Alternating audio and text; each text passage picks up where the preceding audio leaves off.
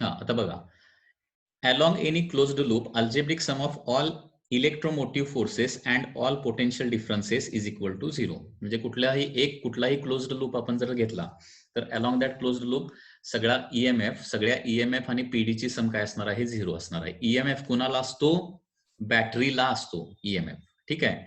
आणि PD कुणाला असतो, रेझिस्टन्सला PD असतो. पीडीचा फॉर्म्युला काय, करंट इंटू रेझिस्टन्स.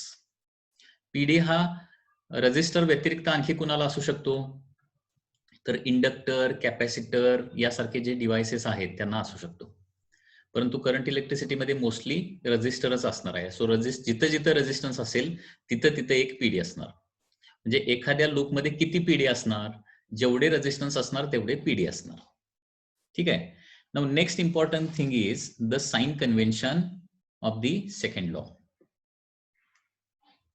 इसका हम साइन कन्वेंशन अभी देखेंगे. साइन कन्वेंशन, साइन कन्वेंशन मतलब क्या है, ईएमएफ पॉजिटिव कब लेना है, नेगेटिव कब लेना है, या फिर पीडी पॉजिटिव नेगेटिव कब लेना है. So first sign convention, while tracing through a loop, while tracing through a loop, okay, while tracing through a loop, while tracing the loop through EMF, sorry, while tracing the loop. अभी EMF positive कब लेते हैं, EMF positive कधी घ्यायचा लक्षात घ्या. आता loop trace करत असताना म्हणजे लूप वरून ट्रॅव्हल करत असताना, while tracing the loop through EMF, through EMF, ठीक आहे. EMF मधून जात असताना जर if direction of negative to positive, कारण EMF ला पॉझिटिव्ह नेगेटिव्ह असणार आहे ना, negative to positive is same as that of the loop.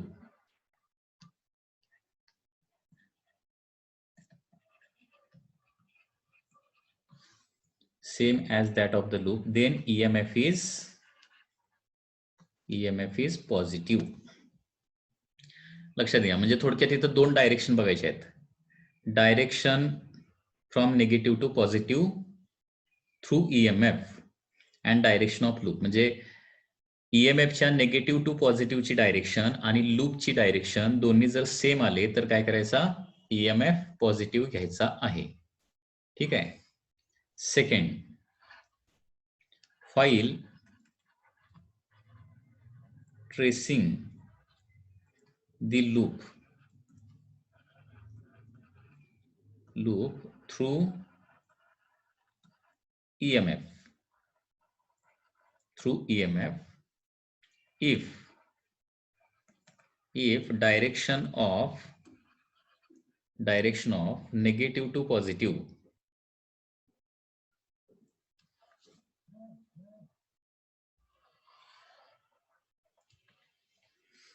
direction of negative to positive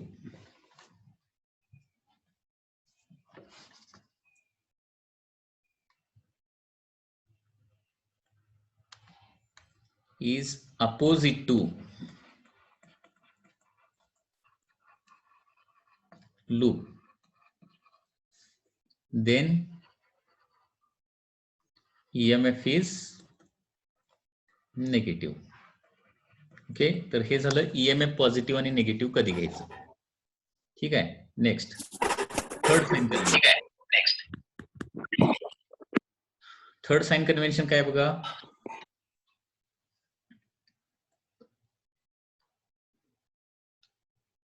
while tracing the loop,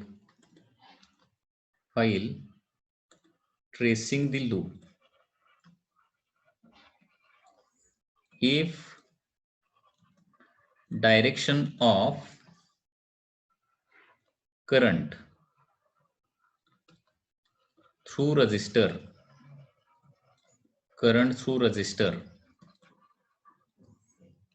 and direction of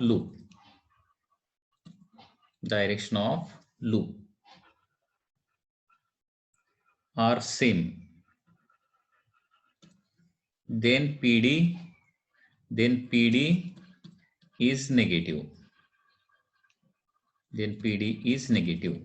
म्हणजे while tracing the loop, जर करंटची direction आणि लूपची direction, okay, direction of current आणि लूपची direction काय झाली, same झाली, तर पीडी काय करायचा, निगेटिव्ह घ्यायचा. अँड फोर्थ याच्या अपोजिट येणार आहे. File tracing the loop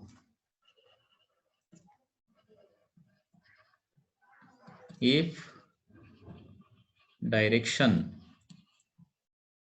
of current through resistor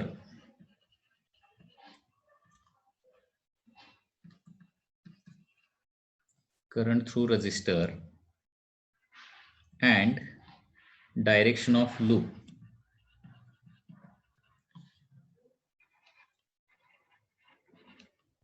are opposite, then potential difference is positive. म्हणजे करंटची डायरेक्शन आणि लूपची डायरेक्शन सेम असेल तर पीडी निगेटिव्ह घ्यायचा. करंटची डायरेक्शन आणि लूपची डायरेक्शन अपोजिट असेल तर काय करायचा, पीडी पॉझिटिव्ह घ्यायचा. ओके, आता हे जे लिहिलेलं साइन कन्व्हेन्शन आहे, मला 95% गॅरंटी आहे की याच्यामध्ये तुम्हाला काही समजलेलं नसणार आहे. ठीक आहे, कारण हे एक्झाम्पल तुम्हाला सांगितल्याशिवाय हे समजत नाही. ठीक आहे, एक्झाम्पल सांगितल्यानंतर तुम्हाला एक्झॅक्टली समजेल नेमकं साइन कन्व्हेन्शन कसं आहे. एक एक्झाम्पल घेऊया म्हणजे तुम्हाला लक्षात येईल. सो फॉर एक्झाम्पल इथं या पद्धतीनं एक्झाम्पल घेतल्यानंतर तुम्हाला लक्षात येईल कसं येणार आहे. म्हणजे ईएमएफ ला पॉझिटिव्ह निगेटिव्ह, पीडी ला पॉझिटिव्ह निगेटिव्ह कधी द्यायचं आहे. Suppose one example is like this. This is a resistance. Then there is one more resistance. Then there is a PD. Like this, suppose. Here one more resistance. Okay. After that there is a battery. A battery. PD nave battery.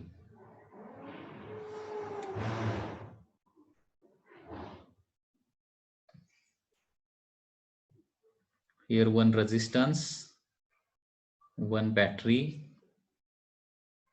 one resistance, and another one battery.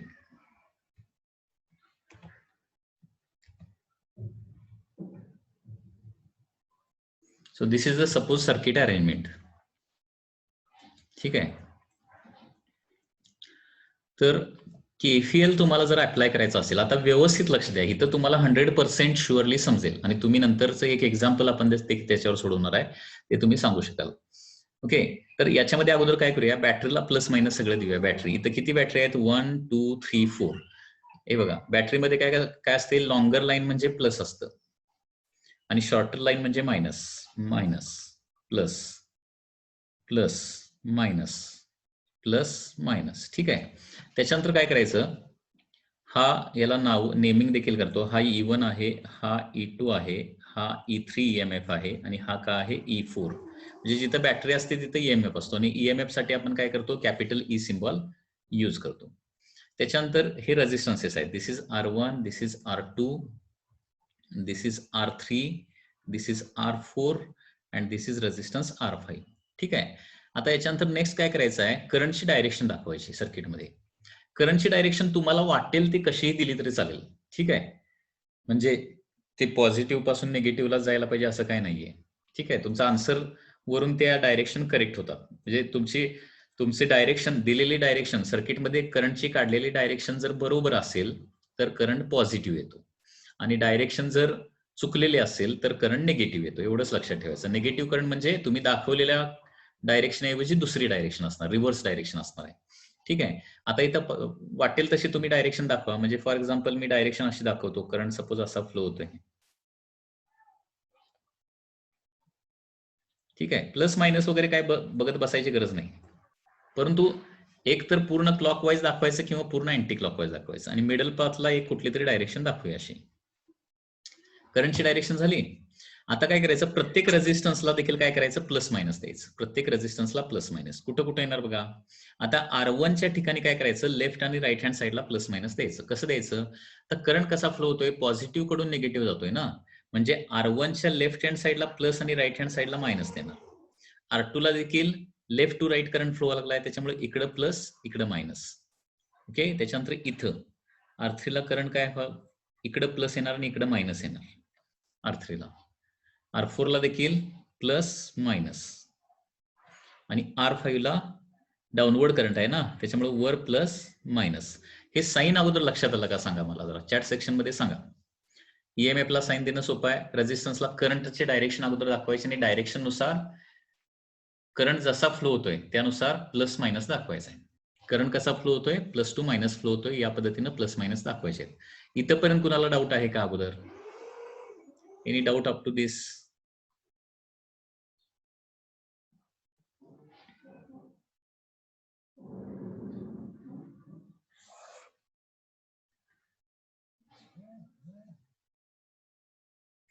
हे बघा, हा resistance आहे आणि direction suppose मी अशी दाखवली. Current कसा flow होतो, higher potential to lower potential, म्हणजे लेफ्ट हँड साइड हायरला असली पाहिजे, हायर म्हणजे प्लस, आणि राईट हँड साइड काय असले पाहिजे, लोअरला असले पाहिजे, मायनस. ओके, किंवा रेझिस्टन्स असा असेल.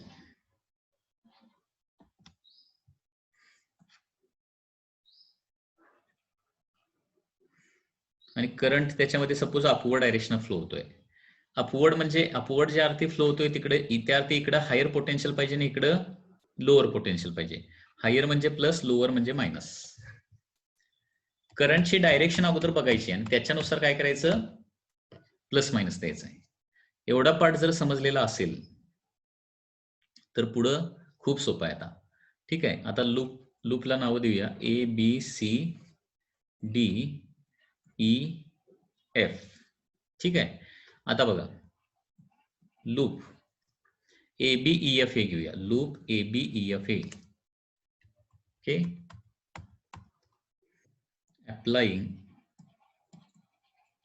applying Kirchhoff's voltage law to loop ABEFA. ABEFA loop दिसला बघा. आता त्याच्यावर काय करायचं आहे, आता इथं करंटच्या व्हॅल्यूज पण लिहाव्या लागतील. R1 मधून करंट सपोज I1 फ्लो होतोय, R2 मधून सपोज I2 फ्लो होतोय, R3 मधून सपोज I3 फ्लो होतोय, R4 मधून I4 फ्लो होतोय आणि R5 मधून सपोज काय होतोय, I5 फ्लो होतोय. अजून केला आपण, तो करंट आपल्याला काढायचा आहे. ठीक आहे, आता ABEFA ला काय करूया आपण, KVL अप्लाय करूया. आता काय करायचं आहे, A to B जायचं, मग B to E जायचं, मग E to F जायचं आणि F to A जायचं आहे.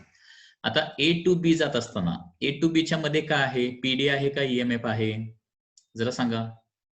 A आणि B च्या मध्ये जे काय असेल ते लिहायचं आहे along with sign. A to B जायचं आहे, म्हणजे जसा लूप दिलाय ना त्या पद्धतीने तुम्ही ट्रॅव्हल करायचं आहे अलॉंग द लूप. आता ABEFA जाणार आहे आपण. A to B मध्ये काय आहे, रेझिस्टन्स जिथं असतो तिथं PD असतो. किती PD असणार A to B? PD म्हणजे करंट इंटू रेझिस्टन्स, हे लक्षात ठेवा. I1 R1, पोटेन्शियल डिफरन्स म्हणजे व्होल्टेज I1 R1 येणार. आता प्लस का मायनस लिहायचं, हे बघा, प्लस टू मायनस आपण जात असेल तर त्याचा मिनिंग काय होतो, A to B निघालोय, प्लस टू मायनस निघालोय ना. प्लस टू मायनस जात असेल तर काय करायचं, मायनस साईन तिथं द्यायचं, आणि मायनस टू प्लस जात असेल तर प्लस साईन वापरायचं. एवढंच करायचं आहे. ओके, प्लस टू मायनस जात असेल तर काय करायचं, मायनस साईन तिथं द्यायचं आहे. बरं, आता A to B चा विषय संपला. B to E मध्ये काय काय आहे सांगा रे. B to E आता जायचं आहे आपल्याला. B to E च्या मध्ये काय आहे, सुरुवातीला I5 R5 आहे ना. B to E जायचं आहे, डायरेक्शन आपली ठरलेली आहे, क्लॉकवाईज फिरायचं आहे. I5 R5, पण ते प्लस का मायनस अगोदर सांगा ना. प्लस लिहू का मायनस लिहू, I5 R5 मायनस लिहायचं. का लिहायचं, मी काय सांगितलं, प्लस टू मायनस जात असेल तर मायनस द्यायचं आणि मायनस टू प्लस जात असेल तर प्लस द्यायचं. ठीक आहे, त्याच्यानंतर I5 R5 झाला. आता E2 येणार ना, E2 येणार. मग E2 ला काय लिहू, प्लस लिहू का मायनस लिहू, बघा कसं निघालोय आपण E2 ला प्लस, करेक्ट, कारण आपण -2 प्लस निघालोय. झालं. B2E झालं. आता E2F जायचं आहे. E2F मध्ये काय आहे?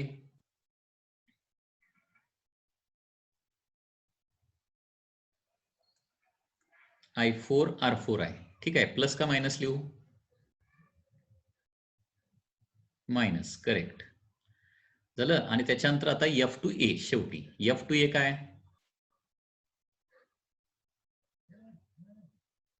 E1 आहे. F2A च्या मध्ये E1 आहे आणि तो प्लस आहे का मायनस आहे? Plus is equal to 0. याला KVL असं म्हटलं जातं. या पद्धतीनं KVL अप्लाय करायचं आहे. लक्षात येते? हा झाला एक लूप. आता दुसरा लूप घेतो. त्याचं तुम्ही सांगा जरा. Applying Kirchhoff's voltage law to loop BCDEB. ठीक आहे. आता सांगा BC मध्ये काय लिहू? BC मध्ये काय लिहू? साइन सहित सांगा सगळं फास्ट, अलॉंग विथ साइन.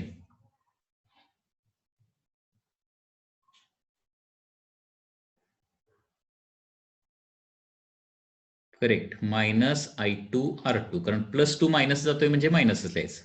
पुढे काय लिहू? Next C2D. आता C2D -E3, correct.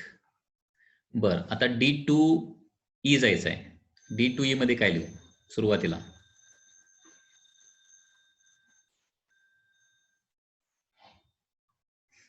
+E4, absolutely correct. पुढे काय लिहू? +E4 नंतर -I3 R3, करेक्ट. झालं. D2E झालं. आता E2B जायचं आहे.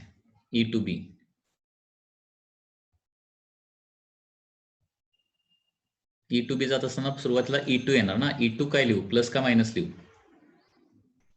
-E2, correct. आणि I5 R5 काय लिहू? प्लस का minus? Plus is equal to 0. Very simple. Okay. तर या पद्धतीनं म्हणजे ते साइन कन्व्हेन्शन ते फक्त पाठ करा बोर्डात लिहिण्यापुरतं, पण सॉल्व्ह करताना या पद्धतीनं सॉल्व्ह करायचं आहे ते. त्याच्यानंतर आणखी एक लूप घेऊया. By applying Kirchhoff's voltage law to loop. आता लूप घेणार आहे ABCDEFA. ABCDEFA हा लूप दिसला का? बघा ABCDEFA. हा, आता A to B सांगा फास्ट. A to B च्या मध्ये -I1 R1. पुढं B to C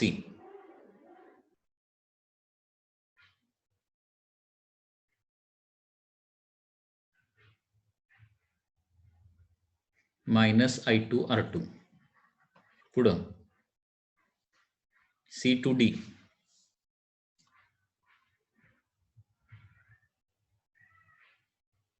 -E3, correct. Next D2E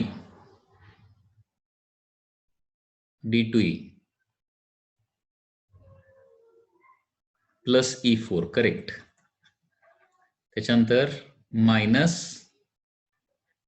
-I3 R3, correct. पुढं D2E झालं. आता E2F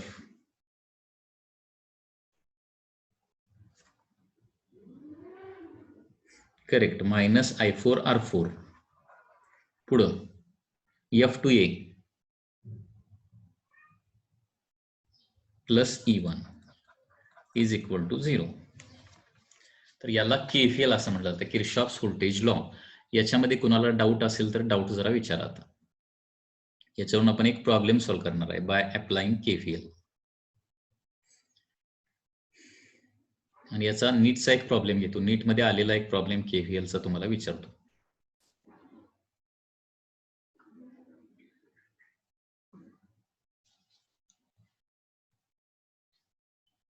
Any doubt up to this?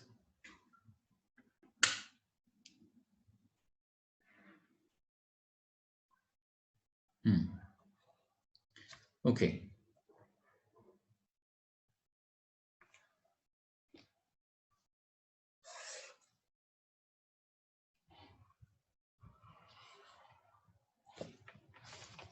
Next, we are going to solve one problem from the book. Book मध्ये दिलेला problem solve करूया आपण, म्हणजे तुम्हाला आणखी लक्षात येईल. सो आणि त्याच्यानंतर एक नीट मध्ये आलेला प्रॉब्लेम मी तुम्हाला विचारतो, तो सॉल्व्ह करायचा आहे. So example 9.2. okay, so circuit diagram is represented like this.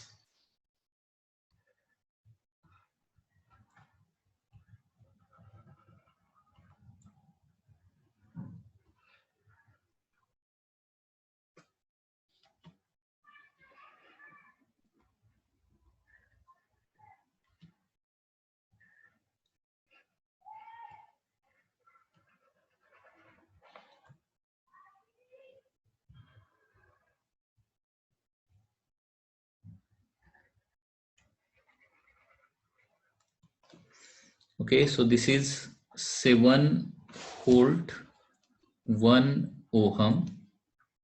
This is 13 volt 2 ohm, and this is 12 ohm. Now question is that by using KCL and KVL काय करायचं आहे, KCL KVL चा वापर करून current through all resistances find out करायचं आहे. हे बघा कसं येणार. आता बॅटरीला अगोदर प्लस मायनस दिव्या दोनच बॅटरी आहेत, इकडे प्लस येणार इकडे मायनस येणार, इकडे प्लस येणार इकडे मायनस येणार. लूपचं नेमिंग करतो AB CD and EF. ठीक आहे. आता करंटची डायरेक्शन दाखवा. करंटची डायरेक्शन जनरली नेहमी काय करा, सगळ्यात बाहेरच्या लूपला एकतर क्लॉकवाईज किंवा अँटी क्लॉकवाईज अशी डायरेक्शन दाखवा आणि मधल्या लूपला कसलीही दाखवा. हे जनरली लक्षात ठेवा, असं करायचं. ठीक आहे. मधल्या लूपला कुठली दाखवा आणि बाहेरच्या लूपला सगळी एक क्लॉकवाईज नाहीतर अँटी क्लॉकवाईज कसेही दाखवा. ठीक आहे. आता सपोज इथं करंट I1 फ्लो होतोय पहिल्या ब्रँच मधून. I1 करंट इकडे येणार, त्याच्यानंतर इथं करंट सपोज I2 फ्लो होतोय. I2 करंट इकडे येणार आहे. I1 आणि I2 ची इथं ऍडिशन होणार या पॉइंटला, कारण I1 वरून आला I2 इथून आला आणि इथून किती जाणार आहे, I1 प्लस I2 पास होणार 12 ओहम मधून. ठीक आहे. चला ही डायग्राम लक्षात आली का अगोदर? या डायग्राम मध्ये काय डाऊट असला तर विचारा. ही डायग्राम अशी दिलेली आहे. आता याच्यावरून I1 I2 आणि I1 प्लस I2 या व्हॅल्यू काढायचे आहेत. हा, नेक्स्ट आता एक लूप घेऊया. कुठला लूप घेऊया? Loop AEFBA. AEFBA by applying KCL to loop ACEFDBA. सगळ्यात बाहेरचा जो लूप आहे त्या लूपला मी इक्वेशन वापरणार आहे ACEFDB. ठीक आहे. हा, आता A पासून स्टार्ट करा. A to C काय आहे का? नाही. C to E काय आहे का? नाही. E to F काय आहे? अजून PD ला प्लस मायनस द्यायचं राहिलं. PD ला प्लस मायनस देऊया. तर रजिस्टरला इकडं प्लस इकडं मायनस, इकडं प्लस इकडं मायनस आणि इकडं प्लस आणि इकडं मायनस येणार. ठीक आहे. हा, आता बघा A to C काय नाही, C to काय नाही, E to F काय आहे? रेजिस्टन्स आहे 12 आणि करंट आहे I1 प्लस I2, म्हणजे 12 in bracket I1 plus I2 येणार आणि याला प्लस साइन येणार का मायनस साइन येणार? E to F निघालोय, बोला लवकर. मायनस. ओके. त्याच्यानंतर F to D काही नाही, D to B काही नाही. जो लूप लिहिलाय ना त्या लूप वरनच जायचं, आधीमध्ये इकडे तिकडे शिरायचं नाही. त्याच्यानंतर B to A जायचं आहे. B to A जाताना काय असणार आहे? करंट I1 आणि रेजिस्टन्स 1, त्याच्यामुळे काय येणार आहे 1 I1 म्हणजे -I1 येणार साइन सहित. 1I1 म्हणजे फक्त I1 म्हणजे प्लस टू मायनस, आणि त्याच्यानंतर 7 व्होल्ट. 7 काय लिहू, प्लस लिहू का मायनस लिहू?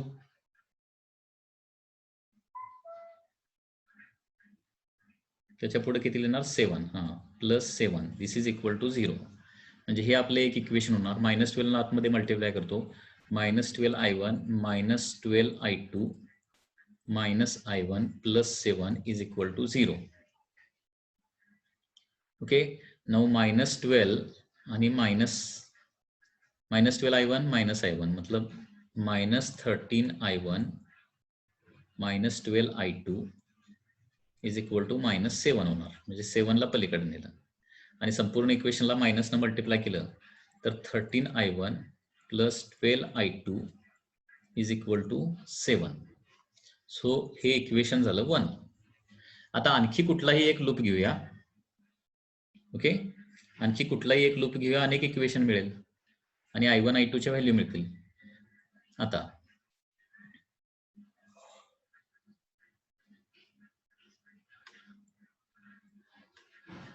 आणखी लूप कुठला घेऊया बघा.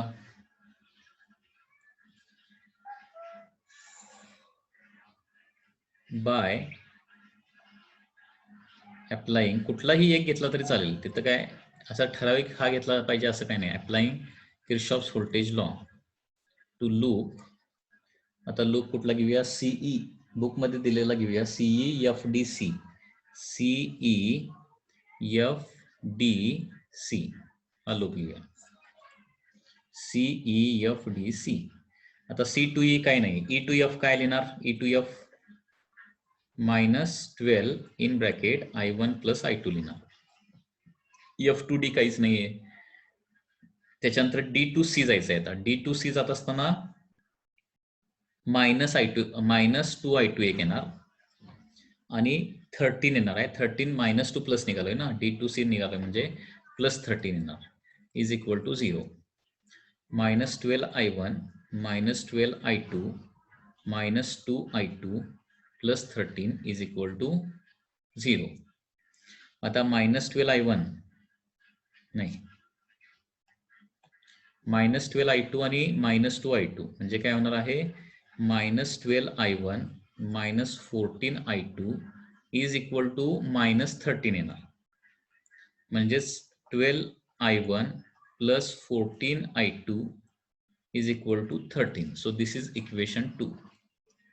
म्हणजे आपल्याला 2 इक्वेशन मिळाले. हे 2 इक्वेशन सॉल्व्ह करावे लागतील. ओके, आता बघा, हे तुम्हाला माहिती आहे, हे मॅथमॅटिक्स मध्ये तुम्ही केलेलं असणार आहे की I1 I2 च्या व्हॅल्यू काढायच्या असेल तर एकतर I1 चा कोइफिशियंट सेम करायचा किंवा I2 चा कोइफिशियंट सेम करायचा. I1 चा सेम करूया. ओके, तर त्याच्यासाठी काय करतो मी, इक्वेशन 1 मल्टिप्लाइड बाय 13 करतो आणि minus equation 2 multiplied by equation 1 multiplied by 12 करतो. सॉरी, इक्वेशन 1 मल्टिप्लाइड बाय 12 करतो. ओके, आणि इक्वेशन 2 मल्टिप्लाइड बाय 13 करतो मायनस. इक्वेशन 1 मल्टिप्लाइड बाय 12 केल्यावर काय होणार आहे, तर 12 × 13 होणार. 12 × 13 हे 156 येतं. 156I1 प्लस 12 × 12 म्हणजे किती होणार, 144I2. 12 × 7 म्हणजे 84 होणार. ठीक आहे, आता इक्वेशन 2 ला 13 न मल्टिप्लाय करायचं आहे. 13 × 12 म्हणजे 156 येणार आहे I1 प्लस 13 × 14 182 येणार I2 इज इक्वल टू 13 × 13 म्हणजे 169. आणि इक्वेशन 1 मायनस इक्वेशन 2 करावं लागेल. Minus minus and minus. 156I1 156I1 cancel. 144I2 minus 182I2 हे 38 येणार. Minus 38I2 is equal to minus 85 येणार. ठीक आहे, and therefore I2 is equal to minus minus sign cancel. 85 divided by 38. So it is coming to be 2.237. 2.237 ampere is the answer. Okay. नीट किंवा सीईटीला एवढं odd number दिले जात नाहीत. Automatic calculation होईल, म्हणजे सिंपल कॅल्क्युलेशन होईल या पद्धतीचे क्वेश्चन असणार आहेत. ठीक आहे. आता I2 मिळाला. I2 ची व्हॅल्यू इक्वेशन 1 मध्ये प्लेस करूया. Placing I2 in equation 1. So 13I1 plus 12 into 2.237 is equal to 7. आणि हे सॉल्व करून बघा. I1 ची व्हॅल्यू किती येते बुक प्रमाणे येईल -1.526 -1.526 ampere. Okay, so in this way KVL and KCL are used. याच्यामध्ये काय डाऊट असेल तर विचारा. एनी डाऊट इन दिस केस? फक्त इक्वेशन लिहिता आले पाहिजेत. 2 इक्वेशन फक्त तयार करायचे आहेत आणि ते सॉल्व करायचे.